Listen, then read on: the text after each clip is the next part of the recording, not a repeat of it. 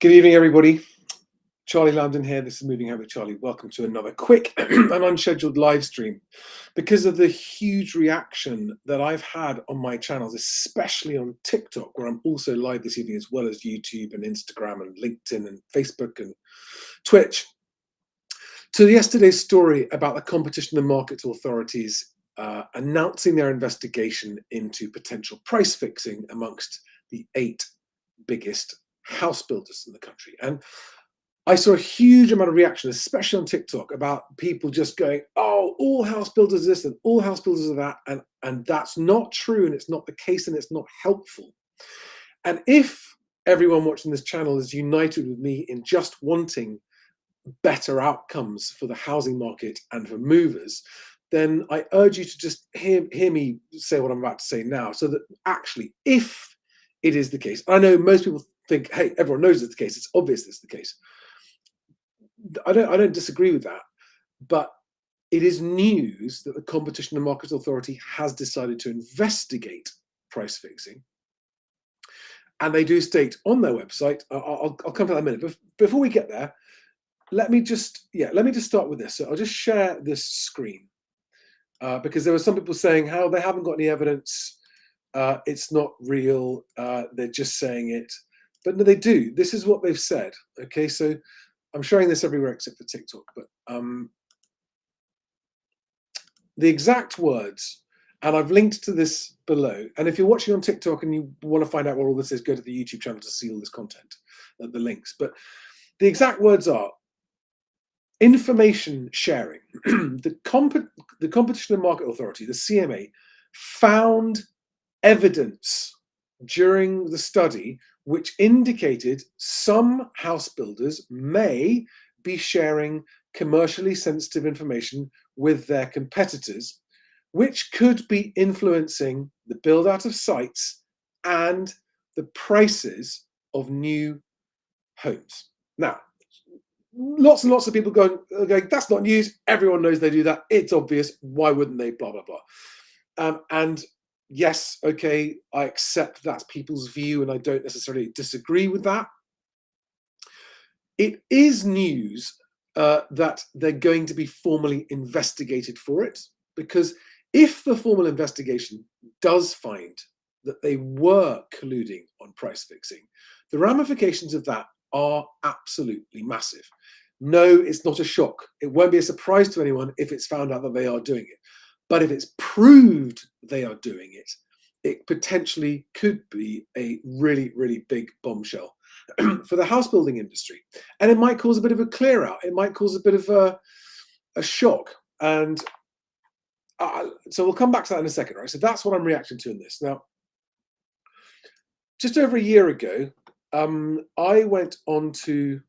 I was invited onto GB News, onto Nigel Farage's show, to some people's utter horror, but I will go anywhere where I can get publicity and reach more people. And I said the following. This is a clip right here. The problem that we've got, and the reason there's such a housing problem, is because whilst the government is expected to solve housing problems, it leaves it to the private sector to do so. But they have slightly different agendas, and so it's not the private sector's responsibility to solve the housing crisis. Private companies build houses and sell them. That's what they're entitled to do. And they have all kinds of ups and downs, and they can make good profits in the good years, and they have challenges in the bad years. But So I went on to say how I think that the government should be doing its own massive social house building in competition with the private sector, because, and I'm not saying this is right or wrong or good or bad, it is a fact that private house building companies are not responsible to the government or to society for how many houses are built. That's a policy thing. And if the government, who is responsible for the country's housing, cannot force house builders to build the number of houses that's needed where they're needed and make them affordable enough, then the only alternative is for the government to do it themselves. So this is not a video bashing house builders. On the contrary, there are thousands of house building companies, and many of them, this is a video more about the difference and conflicts between large corporations and the motivation of large corporations and the dynamics of large corporations compared with the dynamics and motivations and general environment of smaller house building companies.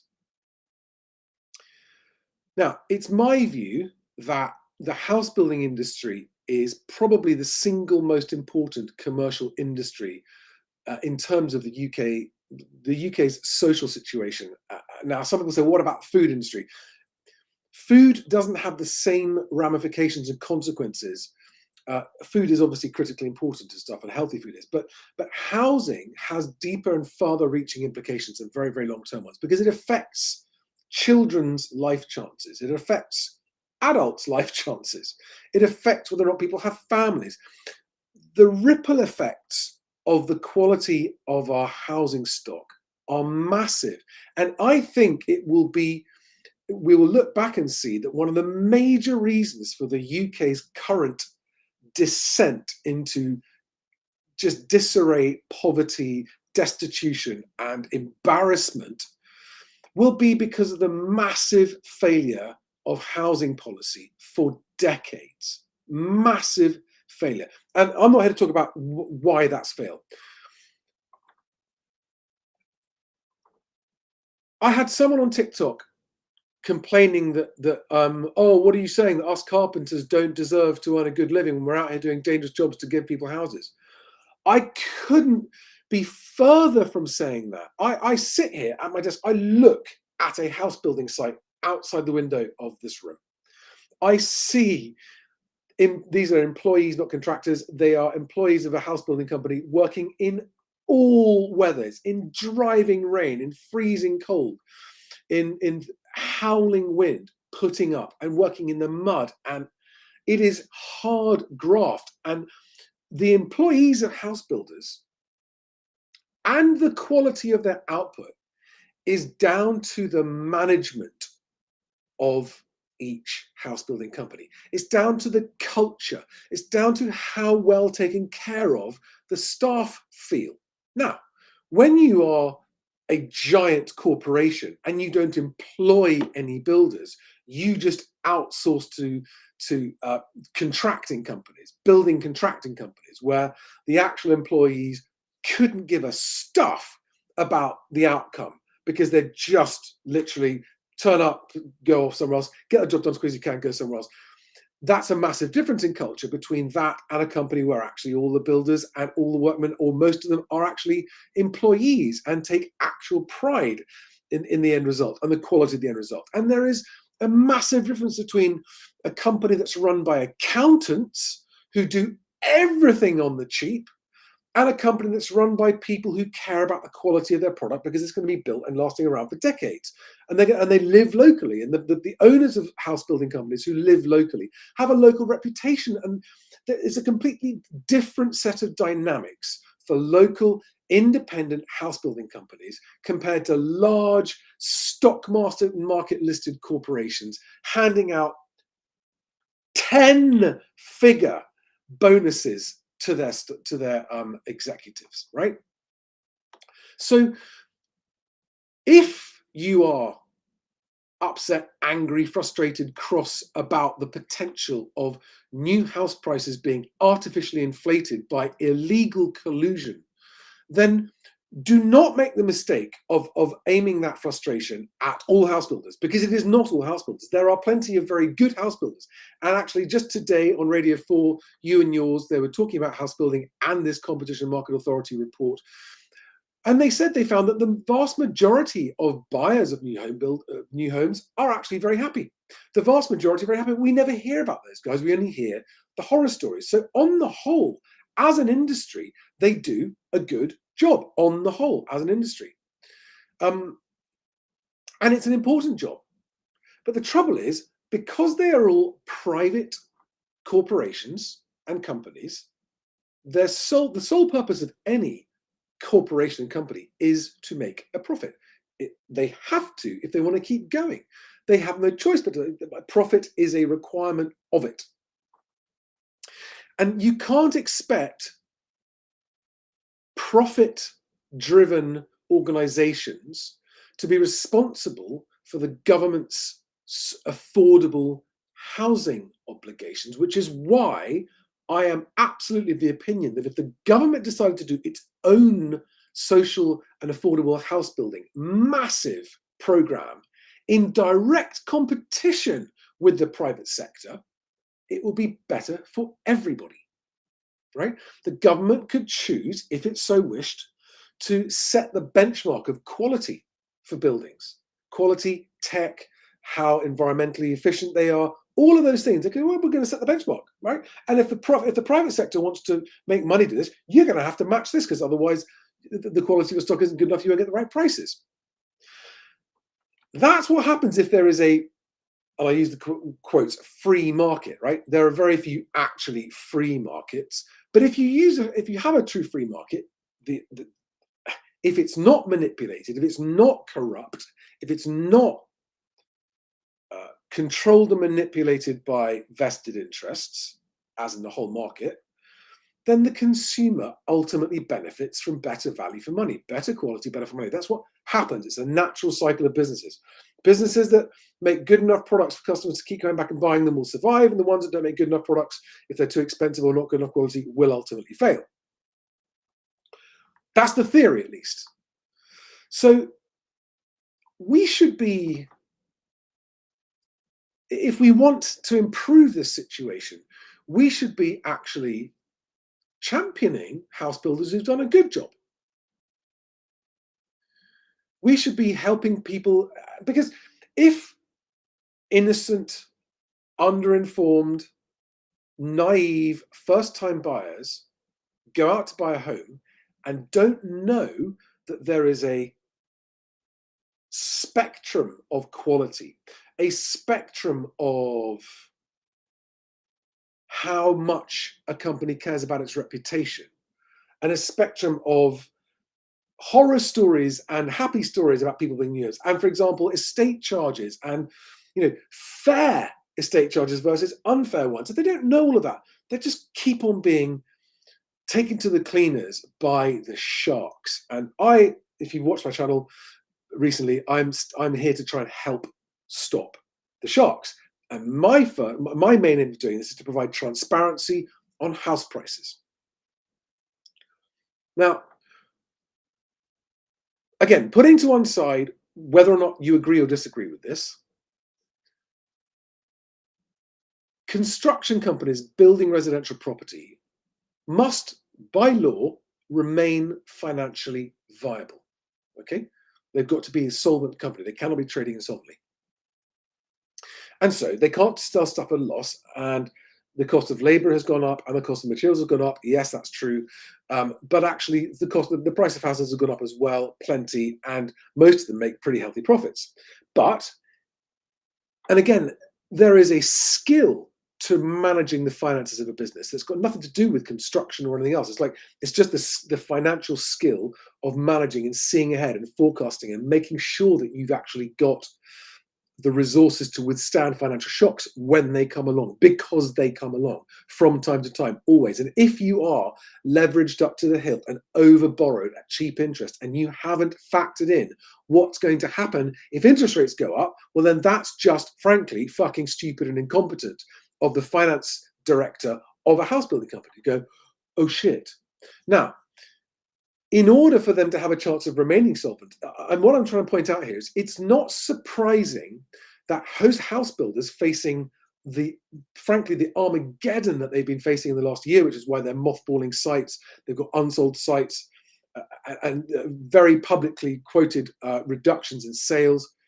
It's not surprising that they are fighting tooth and nail to try to keep the publicly registered prices that they're selling properties at as high as possible, even if they have to give away tens of thousands of pounds worth of cars, pay a mortgage for a year, all these various incentives they give away, right? It's not a surprise that they do that. It is something that's necessary for their financial survival. And I'm not saying that the ones that do that they're not breaking any rules, they're not breaking any laws, that they're operating within the law, they're doing the best they can to keep the price of their product as high as the market will allow them to do so. Because if they can't, their very survival is in jeopardy.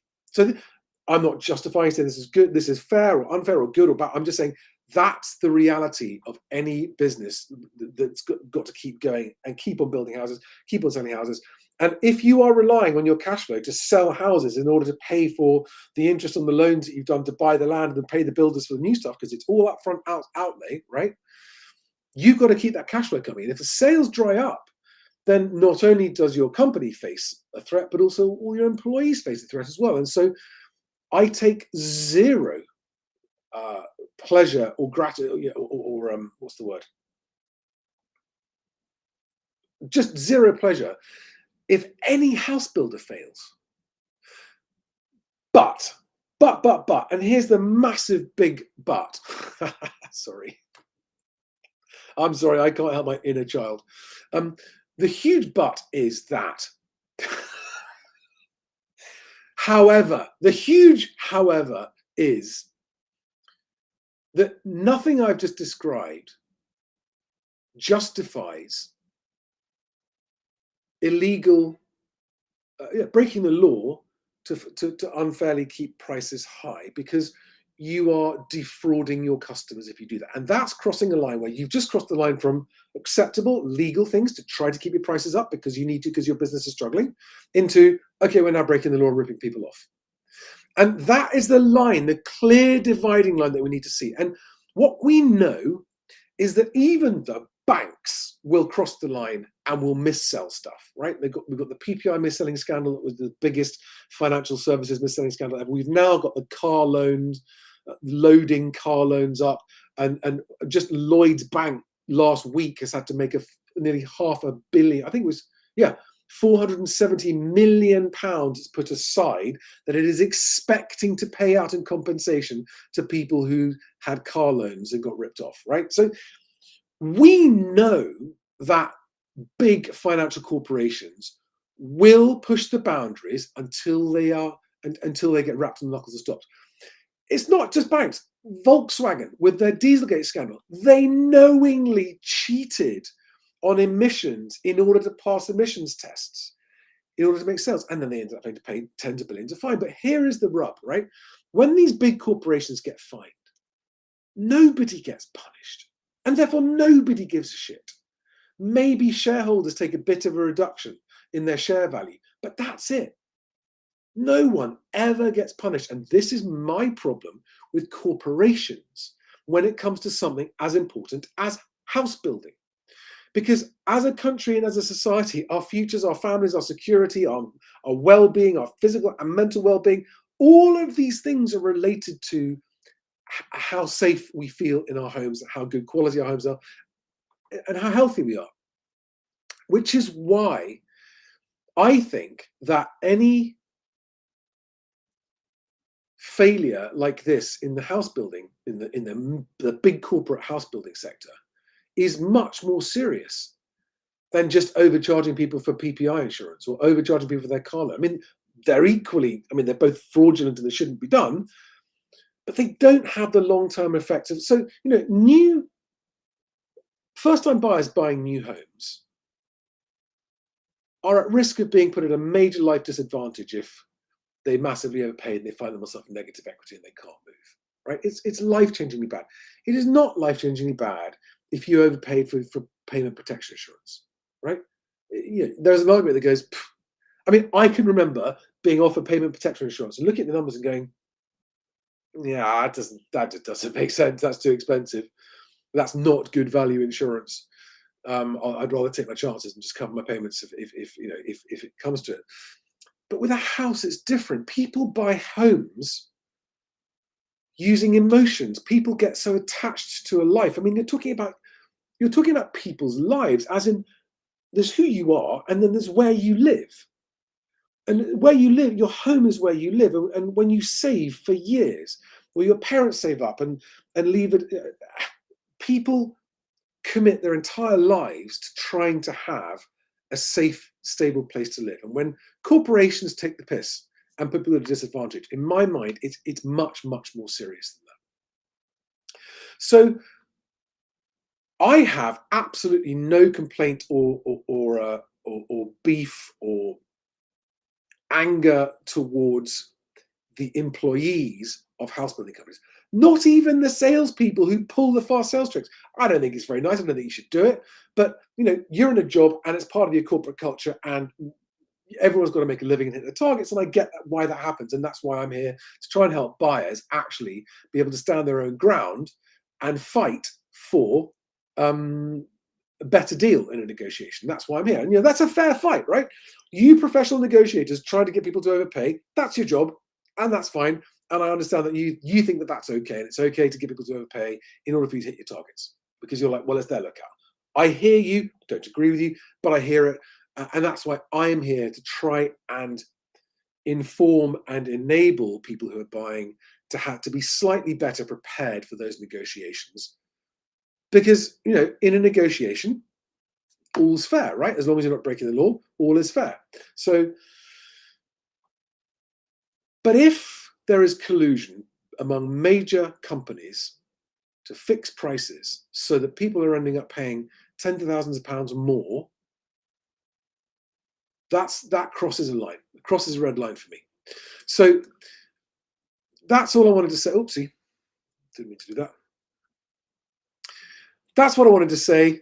Do we have any questions from anyone? Yes, Adam on TikTok. I do answer questions. This is not a pre-recorded video.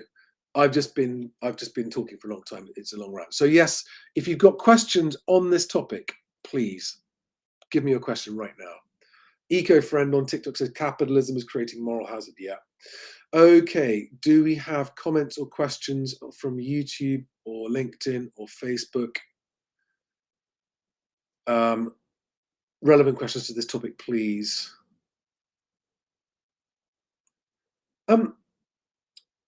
Okay, a question on estate charges. Nobody minds fair charges. If there are communal parks that need to be maintained by a group of residents, there's no other way to do it other than have an organisation that maintains the place and the residents share the charge. So you can't. It's not like all estate charges are bad. It's not like all leaseholds are bad. It's like the problem is if people take the piss. If it's unfair, it's bad. If it's fair, it's good. When it works well, it's a good thing.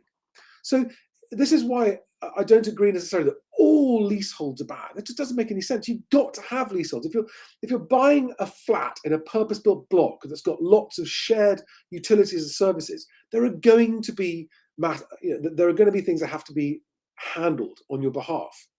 So I understand why sometimes estate charges make sense as long as they're fair, and perhaps there should be, if the house builders can't be trusted to create fair charges, then yes, legislation might have to change.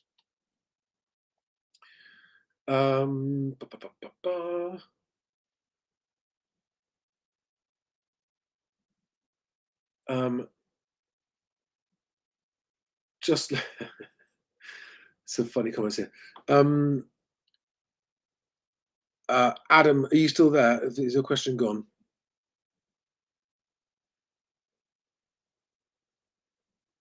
Guys, I'm probably going to just wrap this up because I just wanted to make this video about new builds. I think it's important. Let me finish with this. Every new build developer, every different company produces different quality homes. You've got to assess the quality of each builder's reputation. You've got to look into Google reviews about which ones are the best at dealing with. If I was buying a new build house, I would not consider buying one from a company that had a bad reputation on quality. I just wouldn't go there. I wouldn't go to a company that I could see any evidence that when there were problems, they were very bad at getting them fixed or took a long time to get them fixed. I would look, I really wouldn't, because it's too important when you're buying a home. And we, the home buying public, should punish the new home builders who either build shoddy crap and or don't rectify the snags when they happen. Okay, but as long as the general quality of them is good, and as long as they've got a reputation for fixing snags when they go wrong, and there are plenty of house builders that do that very well, it's up to you, the buyer, to make sure that the actual property and the builder that you're buying it from are up to scratch. All right, that's what you've got to do. Don't exchange and complete on a building you haven't been and looked at yourself in person. Right? That's what I do. I mean, they sell them off plan. You might do a deal to buy an unbuilt property. You sign all the paperwork and say, you've got to go on trust. No, I wouldn't do that. I would make it a condition that I would be allowed to do a visual inspection on the day of exchange, at least. I really would want to make sure, and I probably want to bring a builder with me as well, because it's too big a decision and too big a purchase and commitment to end up having your life. I mean, imagine the effect on your work. I know people who've had to move back out of a new build because there were problems under the ground that had to be redone. They had to dig the whole thing up again. And just the disruption to your life is massive.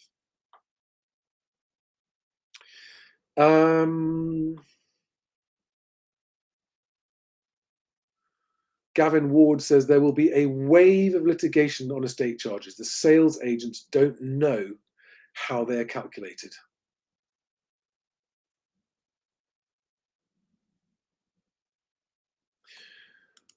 Rafał Zednowski says it's difficult to find good reviews. All builders have bad reviews. So even builders who have least bad reviews make mistakes and can provide a faulty house. Yes, that's true.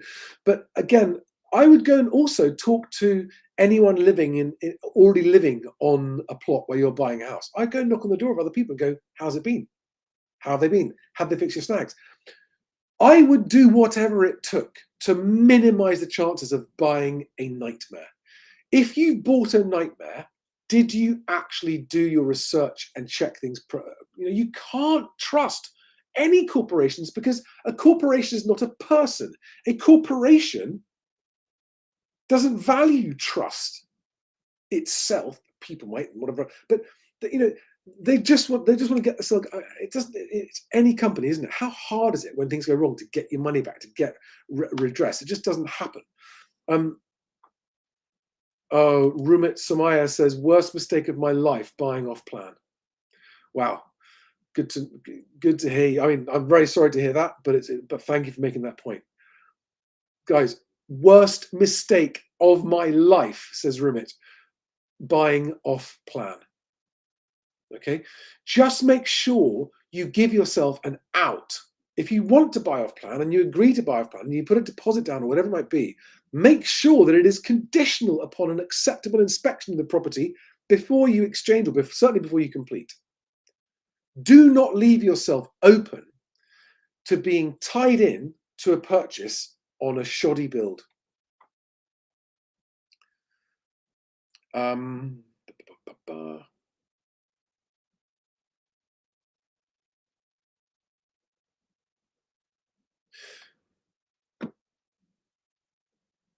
Yeah, and listen, guys, when it comes to affordable housing, it's just a joke to expect profit-driven construction companies who are selling property into an overinflated price market. How can they make affordable homes? It's unrealistic to expect them to do it. This is why the government's got to do it as well. And this is not in any way a socialist point of view. This is actually, it makes sense for the government to do this with taxpayer money. Do you know how much money the government spent every year on temporary accommodation?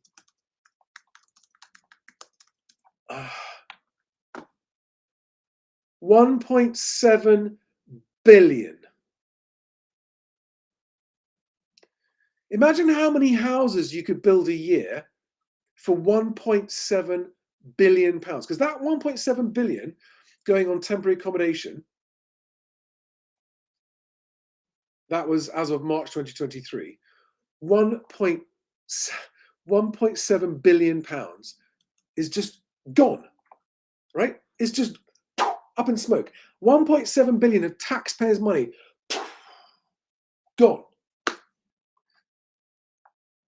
You could build thousands and thousands and thousands of quality, decent apartments, flats for that. That the government, the taxpayer would then own and get a return on the investment. It is a capitalist thing to do. Because rather than the government paying out 1.7 billion pounds to hotels and bed and breakfasts, it could pay itself. Rent. You know, if it's got to meet that obligation of housing people who have become homeless, well, imagine if it could do it with its own stock. And imagine if it had spare stock, it could rent out on the open market and set its own rents. It makes financial sense. This isn't a political thing. It's a purely financial thing, right? So this is why it would make sense that whatever the private sector is doing with building, the government should just build affordable housing for itself, for the people it is duty bound and legally obliged to house. It should just do it, because we, the taxpayer, and we, society, are the ones paying through the nose, literally and metaphorically, for the lack of affordable housing. And yeah, everyone says, oh, the government can't do it. If they decide to do it properly, if they actually employ, don't outsource it, have a government-owned construction division. Set the bar. Have we honestly lost the ability as a country to do anything well? We used to make the world's greatest aviation, like engines, jet engines, aircraft, that kind of. We were amazing engineers. We still do have amazing engineers, but it's just, that is such, and also with a falling economy, if the government decided to do a massive home building program, affordable house building program where they're needed, create huge employment. You know, imagine people going to sign on, right, for universal credit. I mean, told, you fit and healthy, right? There's a building site. Down you go. You're going to get trained up. There's work. You could reduce unemployment. You could create work. You could stimulate the economy, and you could afford housing, and you could save £1.5+ billion a year on temporary accommodation costs. Win, win, win, win, win, win, win. Nobody loses. So guys, I'm going to wrap it up. I just wanted to touch on this new build topic and to say that, again, the way to solve the housing crisis and the affordability crisis of housing beyond anything else is to bring transparency to house prices. And that's what I'm working on with Best Agent. Guys, thank you very much for watching. Thanks for your comments and support, and I will see you tomorrow night, 8 p.m. I've got a fantastic guest on again tomorrow night. Live interview and Q&A with an agent who is a corporate agent, working for one of the very big corporates. They're meant to work for a large agent owned by a charitable foundation, and is someone who is trying to drive change in a state agency from within the industry. So I look forward to having her on the show tomorrow evening, 8 p.m. tomorrow. Thanks, guys. See you then. Have a great night. Otherwise, bye-bye, guys. Thanks a lot.